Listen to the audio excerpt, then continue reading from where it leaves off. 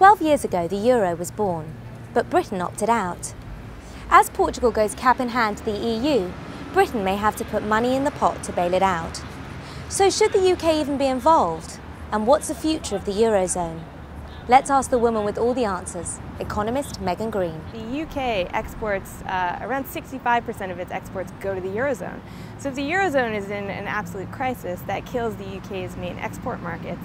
And secondly, British companies right now are awash with cash, but none of them are investing because they know that their export markets are in a crisis. So the UK has an interest for economic reasons for helping to resolve this crisis, but also in political terms, the UK needs to figure out what its role in Europe is going to be and whether it disengages or not. So going forward, the UK needs to really figure out what it wants its role in Europe to be. Britain also helped bail out Ireland. What's the risk of these countries defaulting on the loan? There's a huge risk that these countries will default on their loans.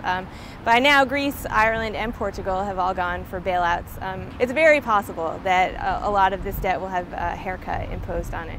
So who's next?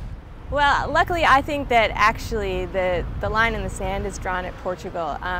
There's been a lot of concern about Spain, certainly, but Spain is mostly a worry because of its banking sector. And if you look at the losses of its banking sector, they actually don't make up a huge proportion of a country's overall economy. So if you compare it with Ireland, for example, which is the other country in the Eurozone that has a huge banking crisis, Ireland's banking losses form a massive proportion of the overall size of the economy, and so for that reason I think Ireland will have to default. But in Spain it's a much smaller proportion, so I think that the government will be able to recapitalize the banks without it becoming a systemic threat. Should some of these peripheral countries just think about getting out of the euro altogether? It would be a huge disaster for the peripheral countries to leave the Eurozone. But also, if you look at the core countries, I don't see any of those countries leaving the Eurozone either. Considering Germany, for example, if Germany left the Eurozone, it would also reissue its own currency, which would appreciate immediately, and it would see its export markets completely decimated because that's what it forms the basis of its economy. So Germany also wouldn't choose to leave the Eurozone. So I really don't think that any of the countries are going to decide that they'd be better off without the euro.